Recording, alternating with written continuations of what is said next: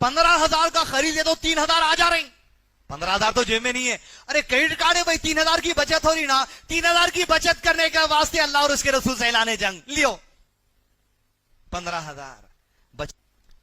चिट्ठियों का कारोबार, 10 महीने की चिट्ठी, पहली चिट्ठी लिए तो 10% कट, दूसरी चिट्ठी लिए तो 8% कट, तीसरी चिट्ठी लिए तो 7% कट। ये जो कट करके आप दे रहे हैं 10,000 की चिट्ठी, 10 महीने भरना 1,00,000 रुपए, पहली चिट्ठी लिए 100 वाले को जो 90,000 रुपए मिलते, मगर भरना उन्हें 1,00,000 रुपए है, 10,000 सूद भर रहा, वो चिट्ठी चलाने वाला 10,000 सूद खा रहा। हाँ, चिट्ठी जितने की उतनी है वो और बात है, लेकिन ऐसे ऐसे फतवे लाते अपने लोग। नहीं, मेंटेनेंस, खर्चा, आना जाना, पहले पूरे पैसे दियो हाथ को, सामने वाले की 1,00,000 की चिट्ठी है तो उन्हें देता पेट्रोल के पैसे, वही लो आप आपका 1 घंटा बस लगा लो 500 रुपए। नहीं, कटिंग करके हर एक से 2,000 4,000 मेंटेनेंस के नाम पे, खर्चे के नाम पे काटते जा रहे। और रिबा, सूद के करीब वाला मामला, और इस तरह चिट्ठियों में कटकटा के लेना सूद, क्रेडिट कार्ड, चिटफंड का कारोबार, रहन सेंटर, फाइनेंस कंपनी, सोना गिरवी रखाना, 5 तोले सोना लेके गए, सोना बैंक में रखा दिए, रखा देने के बाद गोल्ड पे लोन देता, लोन मिला आपको 3,00,000 रुपए, हर 3,00,000 रुपए पे 10% हर महीना भरना, यानी 30,000 या 3,000 या 10,000 रुपए हर महीना का लिया, बैंक सूद भरते जाना। मिट्टी सेंटर, रहन सेंटरों को हर महीना पैसे भरते जाना, 3,000 4,000 जो रकम लिया उस पे। और जब आपको सोना छुड़ाने का पैसा आ गया, जब जितनी रकम शुरू में ली थी उतना पूरा देके सोना वापस लेना आप। क्रेडिट कार्ड, चिटफंड का कारोबार, रहन सेंटरों पे सोना रखाना, बैंकों में गोल्ड लोन लेना, इन्हों चला रहे कि उन्हों चला रहे कि अल्लाह ताला हराम करार दे दिया, हराम करार दे दिए। फिर एक फतवा भी सुना तुम। चौथी चीज EMI, बजाज फाइनेंस मशहूर, कुछ हुए कि टीवी होना EMI, फ्रिज होना EMI, तनख्वाह 15,000, फोन देखे तो 55,000 का EMI, washing machine EMI, fridge EMI, AC EMI। EMI में 2 किस्में हैं, एक किस्म हलाल है, दूसरी किस्म हराम है। मिसाल के तौर पे ये सामान है, ये सामान की कीमत मैं तय कर दिया, भाई ये 500 रुपए का है। आप बोले भाई मैं 3 महीने में पैसे देता हूं, भाई इसकी कीमत मैं 600 तय कर रहा हूं पहले, या 500 तय कर रहा हूं, और मुद्दत भी तय कर लिए। मैं आपको सामान दे दिया, हर महीना 200 करके आप मेरे को EMI, इजी मंथली इंस्टॉलमेंट दे दिए, जायज है। प्रोडक्ट है, सामान पे एग्रीमेंट होना, मैं ये सामान बेचा, सामान की कीमत भी तय हो जाना, सामान का वक्त भी पहले से तय हो जाना। दोनों पार्टी वक्त और कीमत तय करके जब लेन देन कर लिए तो ले लिए। 3 महीने तय करे थे, 600 रुपए कीमत तय करे थे, सामने वाले से 4 महीने हो गए, 600 रुपए पे 1 रुपया भी लिया तो सूद है। हलाल में हराम एंट्री हो जाती। लेकिन बैंक में जब आप बाइक लेते हैं, बैंक में जब आप कार लेते हैं, बैंक में जब आप कोई और सामान लेते हैं, फाइनेंस कंपनियों से जाके आप फोन वगैरह ले रहे हैं, एग्रीमेंट प्रोडक्ट पे नहीं होता। एग्रीमेंट ये होता कि आप ये मोबाइल फोन लेना चाह रहे हैं 20,000 का, ये 20,000 का मोबाइल लेने के लिए हम आपको 20,000 कर्ज दे रहे हैं, और आपके हाथ को नहीं दे रहे, मोबाइल कंपनी को दे रहे हैं।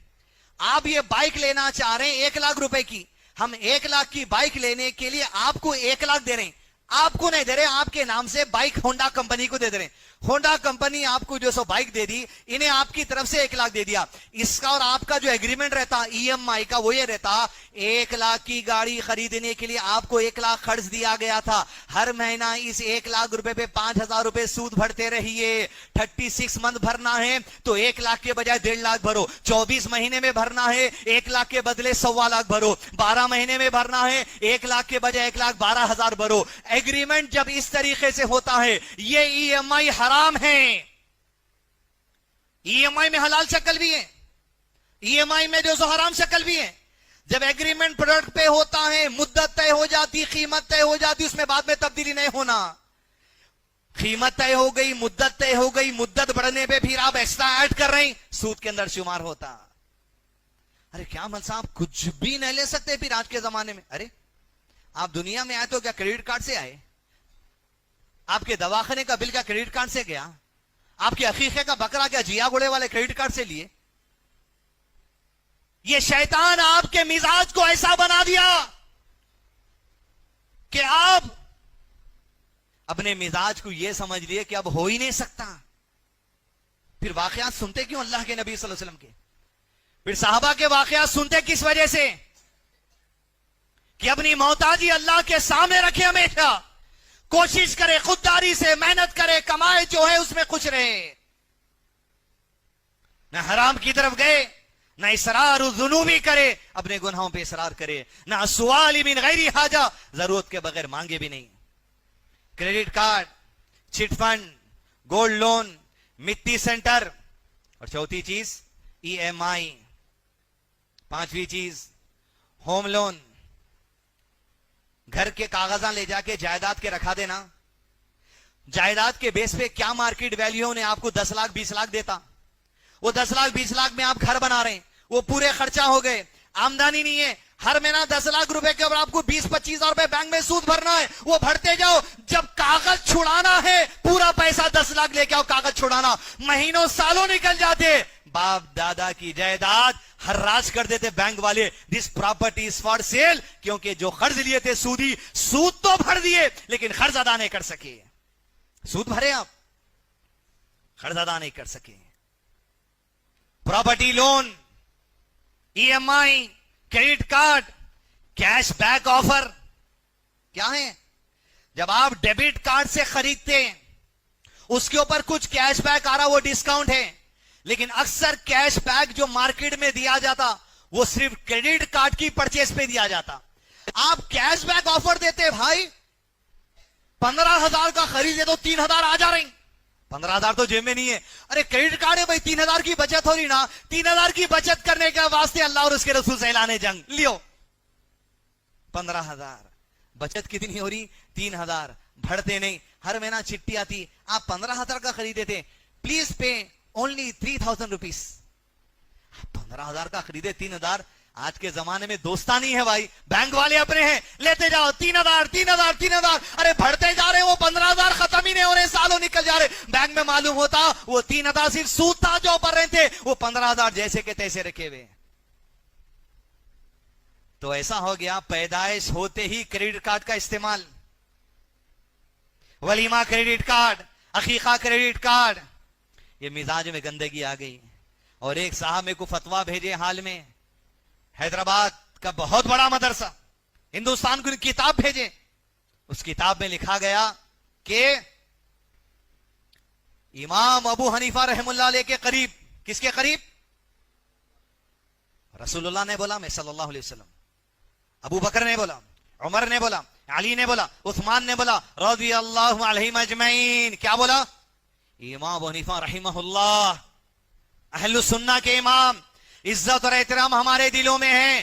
किसी शेख के एक मसले के फतवे को उठा के हैदराबाद के अंदर लगा के ये बोल दिए दारुल हर्ब में इस तरीके की तिजारत करना जायज है, इमाम हनीफा का फतवा है, वो फतवे को लाके बताए दारुल हर्ब में ये तिजारत जायज है, तो इस वजह से सूद भी जायज है। इतनी बड़ी बेवकूफी हुकूमत को क्या? इंडिया दारुल हर्ब है। हर्ब का मतलब क्या होता मालूम? किताल, मारकाट, मुसलमानों की फौज है, दहशतगर्द से लड़ने का इलाका, उसको बोलते दारुल हर्ब। अरे हमारे अजीम मुल्क में अल्हम्दुलिल्लाह अज़ान की इजाजत है, नमाज की इजाजत है, तदफीन की इजाजत है, ईद की इजाजत है। अरे बिदअत तुम कर ले रही, हक दीन पे अमल करने की क्या बात है फिर इस मुल्क के अंदर? इस तरीके से मुल्क के अंदर मुसलमानों के जहनों को, बिलखुसूस जो गैर मुस्लिम भाई हैं, उनके जहन में क्या पैगाम दे रहे हैं हम दारुल हर्ब बोल के? वो लोग तो यही बोल रहे हैं दारुल हर्ब। क्रेडिट कार्ड इधर, क्योंकि अब कीवी आपके थ्रू कर सकते हैं UPI payment through credit card. Kiwi, India's most rewarding UPI app with credit card. बोलते मुसलमान, आप बोलते, हम नहीं बोलते। दारुल अमन है हिंदुस्तान, अमन की जगह है हिंदुस्तान, दावत की जगह है हिंदुस्तान, हमारे रहने की जगह हिंदुस्तान। इस मुल्क की आजादी में मुसलमानों का खून लगा है, वो है हिंदुस्तान। दारुल अमन हम बनाए। हर्ब तो अंग्रेजों से करे थे, जिहाद तो अंग्रेजों से करे थे, आज अमन की जगह हिंदुस्तान।